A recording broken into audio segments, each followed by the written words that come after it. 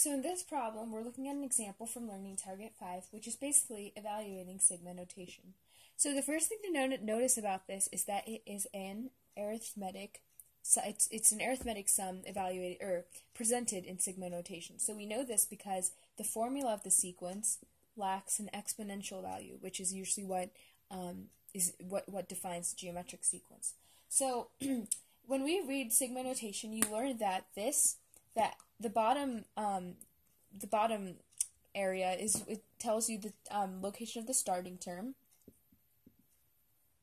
and the top shows you the location of the ending term. So that means we're basically going for the fourth term all the way to the ninth term in this series. And this is the formula that tells you how to get from 4 all the way to 9. So the first thing we have to do is basically plug it into the arithmetic sum formula, which is S sub n equals n over 2 times a sub 1 plus a sub n. So the formula basically is saying that the sum, which is what we're trying to find, is equal to n, which is not 4 or 9 as you might think. It is basically how many terms are in between 4 and 9. So how many terms are in between 4 and 9? Well, there's 4, 5, 6, 7, 8, and 9. So that's 1, 2, 3, 4, 5, 6. So n is equal to 6 in our problem. So moving on, a sub 1 is not equal to the first term, as you might think. It is equal to the first term, but the value of the first term. So we will not plug in a4 for a1. It is basically what the value of the fourth term is.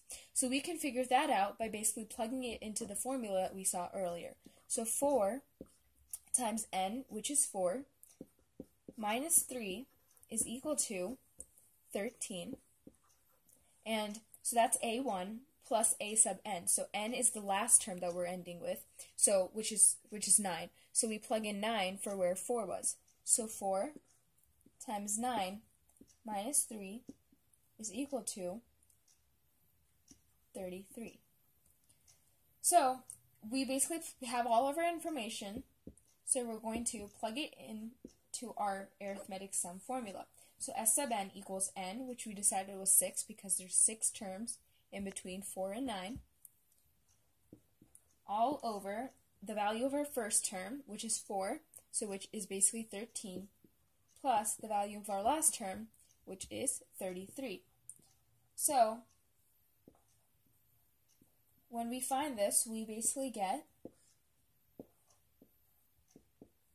3 times 46, which is equal to 138. So in the context of this problem, it means that the sum of what our sigma notation indicates, the location of our starting term to the ending term, the sum of these values from the starting to the ending is equal to 138.